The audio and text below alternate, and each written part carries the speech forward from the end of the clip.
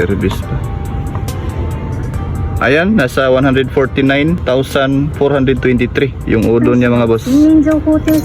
Kaya pag ganito ng mga odo mga boss, kabahan na kayo sir. So ayan mga boss, leaking ang kahimtang dito. Ayan, so Nissan NB350. Ayan, so YD25. Magpapalit tayo dito ng coolant sub tank. Ito na yun mga boss, so brand new to. Ayan, so original Nissan. Tapos itong radiator cap.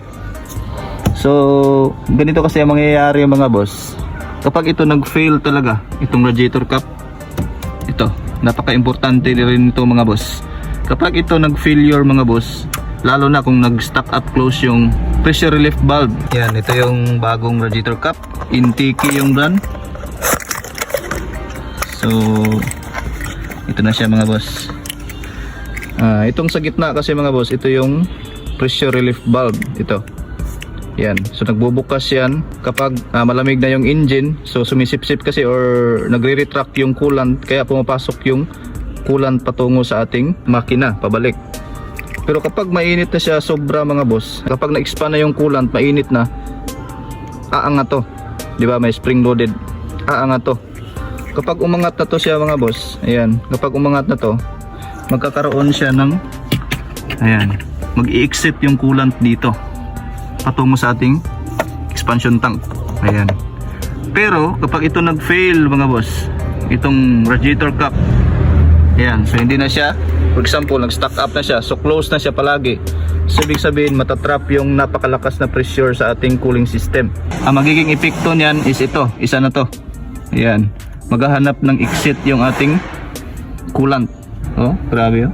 Maghahanap siya ng exit, kaya nasira ang tangke na ito.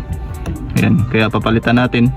At minsan yung mga hose puputok, either yung radiator, yung o-ring dito, kasi plastic na to, may o-ring yan, nakapalibot.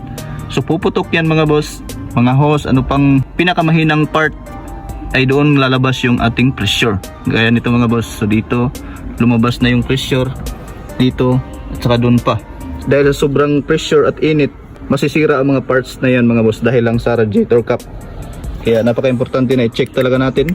Ayan, meron namang pang-check ng radiator cap, yung binubomba, yung ginagamit ko noon, meron ako mga video noon. Ito yung kaya niyang i-hold na pressure bago siya magbukas, 1.1 kg square centimeter or 108 kilopascal.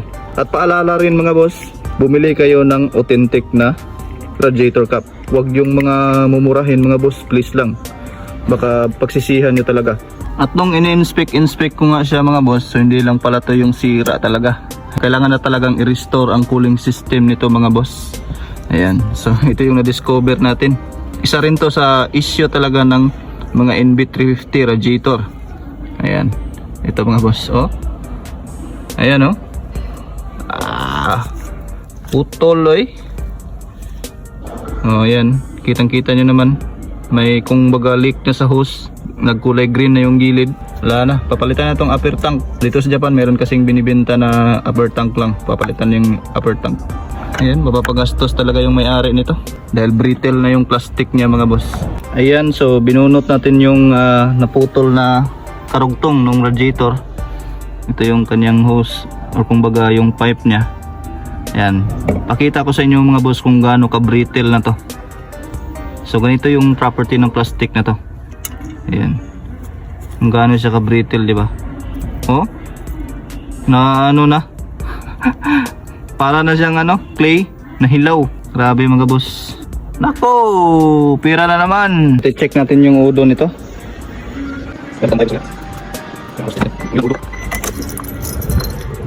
Sa service pa. Ayan, nasa 149,423 yung odo niya mga boss. Kaya pag ganito ng mga odo mga boss, kabahan na kayo sa radiator ninyo. Kung may mga leak na rin yung ano nyo sa head cover. Ayan, diba? Ang isa lang wala. Baka sabihin ng may aero, oh, nung dinala ko rito, yan lang yung problema, ito lang. Ayan, ito lang. Tapos ngayon, nabali na yan, di kasalanan mo yan. So ganito lang yung i-handle mga boss ha, sa mga ganyang mindset ng may-ari. Mataas na yung udo, tapos ipakita nyo ito mga boss, gano'n na siya ka-brittle. Kahit na gaano pong pakaingat magtanggal nyan, itong hose na to, Papuputol talaga to mga boss. Kaya sabihin niyo oh, kung ikaw ba ganyan ka ano ka-brittle na yung plastic, kakapit ka pa ba dyan? 'Di ba? Matatanggal na. So ganyan lang i-handle yung mga may-ari na ganyan mga boss. Ang mekaniko yung sisisihin sa mga ganito. Pwede na lang kung bago yung unit, 'di ba? May excuse yung may-ari. Pero kapag ganito na, ka-brittle, wala na. Palit na 'yan.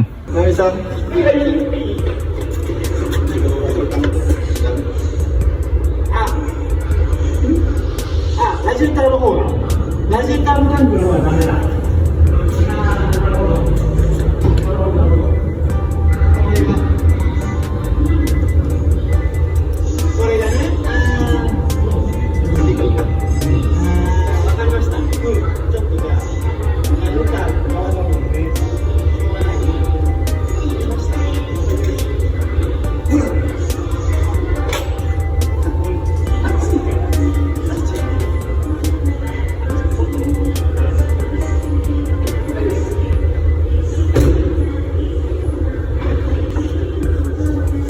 At kung nagustuhan mo at may nakuha ka sa video na to, huwag kalimutang i-share at mag-comment at mag-follow ka na rin. Video.